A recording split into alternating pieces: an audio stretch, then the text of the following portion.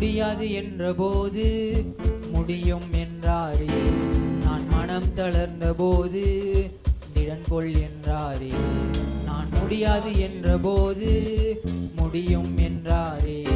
நான் மனம் தளர்ந்த போது திடன் கொள் என்றாரே. கர்த்தரின் அருகில் நின்றே நான் உனக்காய் யாவும் செய்வேன். தேவை பார்த்து கொள்